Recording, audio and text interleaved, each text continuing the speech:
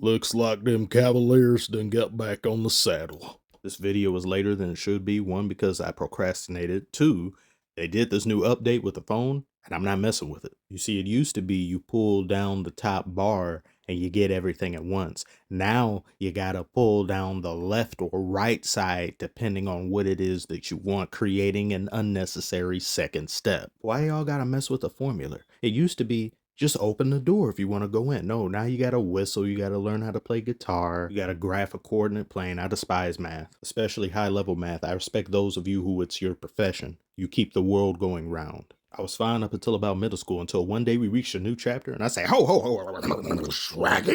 I beg your pardon, is that a fucking letter? For that reason alone, I'm out. But I'm in when it comes to watching these games. Evan Mobley and Darius Garland being back made all the difference. As well as Tyrese Haliburton just straight up playing awful. 2 of 8 on the night and 30 minutes of playtime. Haliburton, more like Halliburton.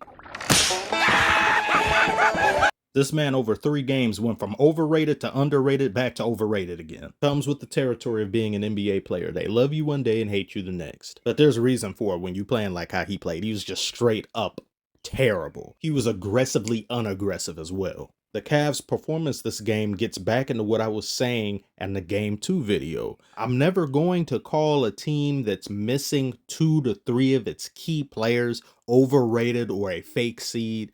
I don't know what one expects them to do under those circumstances. Sure, it's possible for them to still win, but a loss is far more likely. Especially given how the Pacers have been playing. They are undeterred from anything having to do with the Cavaliers' performance this regular season. The Pacers have been playing like they're a #1 seed. So calling the Cavaliers fake, in my opinion, given those injuries, was just far too disrespectful a line to cross. Saw a bunch of people doing that all over Twitter. Doesn't excuse how they played at the end of game 2, though. That was horrible. Those egregious mistakes were not repeated in this game. It looked like the Pacers were going to get back into the driver's seat at one point, and I think that was around the 8-minute mark or so of the fourth quarter, but the Cavs shut the door on them, which goes back into Evan Mobley and Darius Garland being there.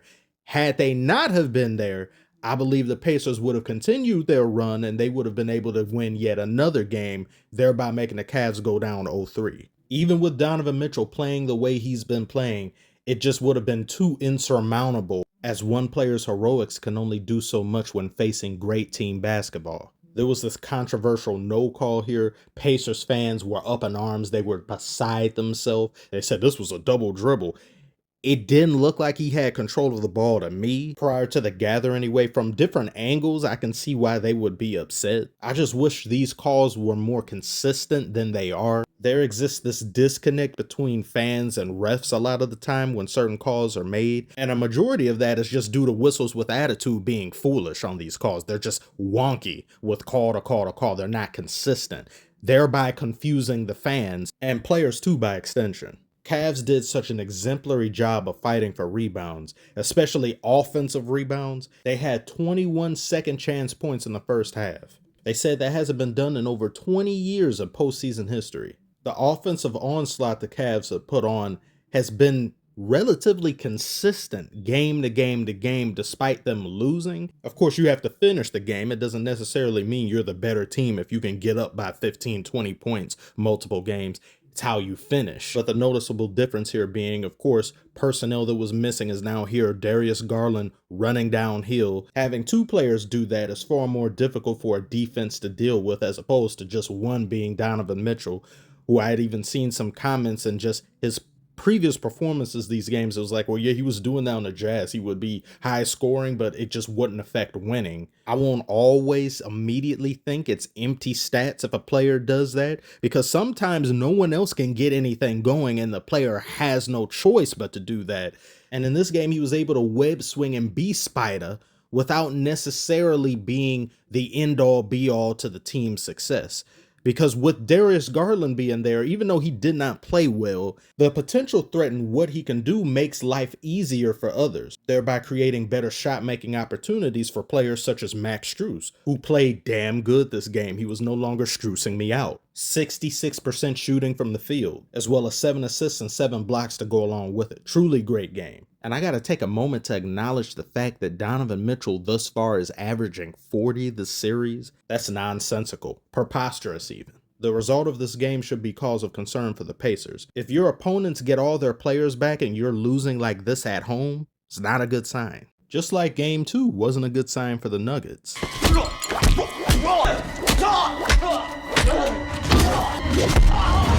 That's how that game went for the Nuggets in a nutshell. Losing by this kind of margin in the playoffs should be punishable by making every player on that team hit their small toe on one of these. Jokic was 6 of 16 that game and he had 6 turnovers and he fouled out the game. After a certain point, I turned that game off because it just wasn't worth watching. It was dreadful to sit through. If you get blown out like that, there is something fundamentally wrong with your team. Losses like that, yes, can happen, but the playoffs, there's no excusing it.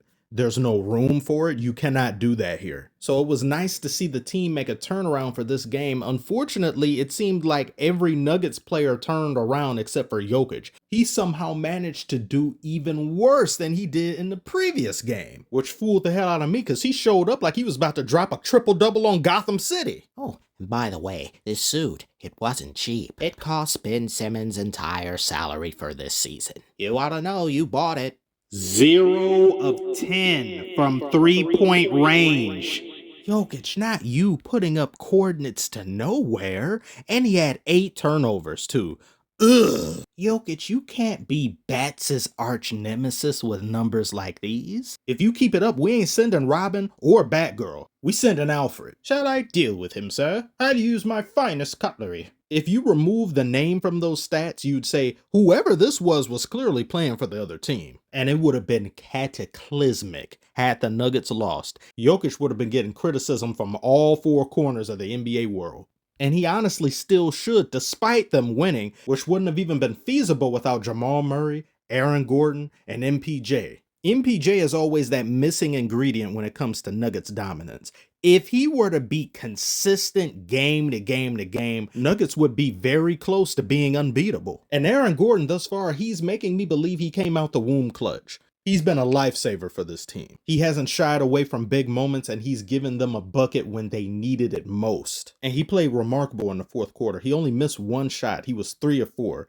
Jokic, however, was 1 of 6 in the 4th quarter. I know Jokic can affect the game without having the ball and he can do a great many things. But this, in my opinion, was not one of those games where we can say that about him. The others playing really well is good and all, but the Nuggets' success in this series ultimately begins and ends with Jokic. If he continues to play like this, I don't have the Nuggets winning this series. The Thunder would have to implode every game this series like they did in this overtime, which I don't think is going to happen purely because of how grotesque this implosion was by the Thunder.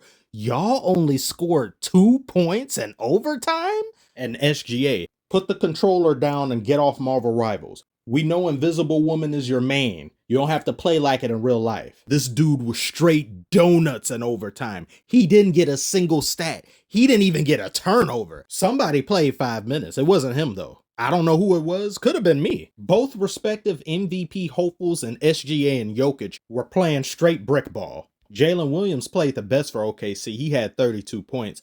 If you're SGA, you just can't let that happen. Chet Holmgren, you gotta do better.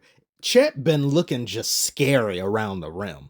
It's like he puts something up half-hearted and it bounces out the rim. It's like, do you not know how tall you are? I hate it. I hate seeing players that tall and they play like they 6 foot nothing. What are you doing? And it was funny seeing Russ coach the team practically. Jokic did this a few times as well, but this is something you expect your veterans to do. OKC's youth is a double-edged sword, same way Rockets' youth was a double-edged sword. OKC is, of course, a far better team than Rockets, but in late game situations, seeing how they fell apart and how they just couldn't get anything to convert, I think that goes more to their youth and inexperience in games of this magnitude, as opposed to the Nuggets, who despite being down and despite having moments of ineptitude, it never got to them. They'd get the ball and then they'd be calm about it. They'd just allow themselves to reevaluate the possession and they'd make something happen. OKC has to do better. There's no excuse for how SGA played, especially in that overtime, the I mean, if he played at all, I don't know. I'm still under the impression he didn't even touch the court. There's no excuse for how Jokic has been playing. If Jokic plays decent to better, this game doesn't turn into what it was. There would be no need for this back and forth. Same goes for SGA, but it's really great to see others step up and others have their moment and show you why they're on this team. And I know the Nuggets have been getting a lot of flack for how they've been playing, particularly others on the roster being Jamal Murray, Aaron Gordon, MPJ throughout the regular season. But these are still champions. We can't sit here and pretend like they didn't win a championship, that this core wasn't one of the best teams in the NBA and still is one of the best cores in the NBA. So they have to get their flowers. They need to be given their due. I expect the series to get tighter as it goes on. I expect both MVPs to play far better than they have been playing. And just seeing two MVP hopefuls and SGA and Jokic playing against each other this series is a treat. It's a real treat. When is the last time two MVP hopefuls have faced each other in the playoffs? You know, in the running for the award in the same year, facing each other in the playoffs? When was that? Tell me below if you know. I can't remember off the top of my head. Thank you all so very much for watching. Tell me what you thought about this game. What did you think about both games, actually? Leave your thoughts below, like and subscribe if you are new, and I will see you on the next one.